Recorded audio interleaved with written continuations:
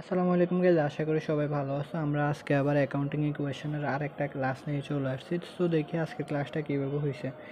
এখানে বলা হয়েছে from the following transaction prepare a tabular analysis of transaction showing effect of accounting equation. তার মানে আমাদের এখানে বলছে যে অ্যাকাউন্টিং ইকুয়েশন তৈরি করতে। কি বলছে? অ্যাকাউন্টিং ইকুয়েশন তৈরি করতে।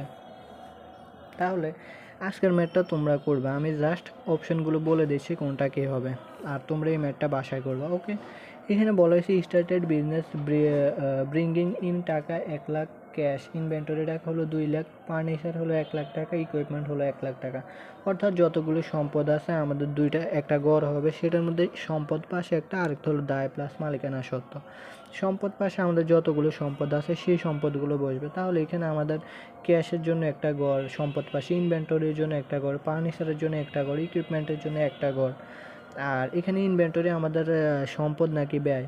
আমরা যদি দেখি এখানে কোশ্চেনে কি আছে, কস্ট আছে, অর্থাৎ পণ্যর ক্রয় মূল্য আছে। তার মানে এটা আমাদের সম্পদ হিসেবে ধরা লাগবে। কি আমরা এটা সম্পদ হিসেবে ধরবো।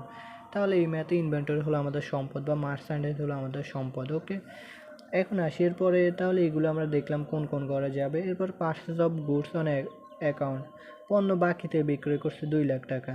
তো বাকিতে বিক্রয় করে তোমাদের কি হবে, মার্চেন্ডাইজ ইনভেন্টরি যাবে। এরপরে হলো দায় বাড়বে। ওকে, এরপর হলো 3 মান্থস রেন্ট, টাকা হলো 15,000, ওয়াজ পেড ইন অ্যাডভান্স। অর্থাৎ পণ্য বিক্রি করছে, পণ্য না, রেন্ট, হ্যাঁ ভাড়া অগ্রিম দিছে। অগ্রিম ভাড়া দিলে কী হবে, 3 মাসের ভাড়া অগ্রিম দিছে। তাহলে অ্যাডভান্স, প্রিপেড রেন্ট ডেবিট, এরপরে হলো ক্যাশ ক্রেডিট, এইভাবে করবা। এরপরে সোল্ড গুডস ফর ক্যাশ, টাকা 1,00,000, কস্ট টাকা হলো 80,000। এগুলো আমরা আগের মেথড করেছি, তো ওইটা নিয়ে প্রবলেম নেই। এরপরে পেড টাকা হচ্ছে 1,80,000 in full settlement for transaction নং এত।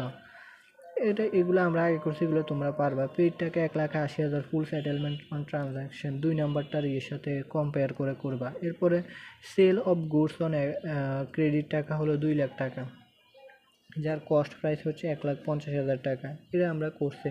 এরপরে received cash from credit sell for transaction নং এত, লেস ডিসকাউন্ট 10% ডিসকাউন্ট। এটা যদি আমি করে দিই, জার্নাল করে দিই, তাহলে ক্যাশ হলো 1,80,000 টাকা।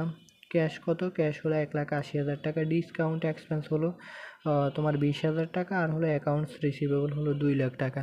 তো এইভাবে তোমরা এটা ম্যাথ করবা, কোন জায়গায় কোন এন্ট্রি যাবে এগুলো এইভাবে বসাবা। এরপরে বলতো 1 months rent is to be treated as expense. 1 মাসের ভাড়া কী করছে, তোমার এক্সপেন্স হিসেবে মানে গণ্য করছে আর কি। এখানে আমাদের 3 মাসের ভাড়া কী হয়েছে, অগ্রিম দিয়েছে। এখানে 1 মাসের ভাড়া আমাদের এক্সপেন্স হিসেবে ধরছে। তাহলে কী হবে, ভাড়া ব্যয় ডেবিট, বা ভাড়া এক্সপেন্স বা rent expense debit, cash credit. So এইভাবে করবা 5,000 টাকা। সো আশা করছি তোমরা এটা বুঝতে পারছো। এটা বাসার মতো করবা, না পারলে তো অবশ্যই আমি আছি, আমাকে অবশ্যই ইনবক্স অথবা কমেন্ট করবা। ধন্যবাদ।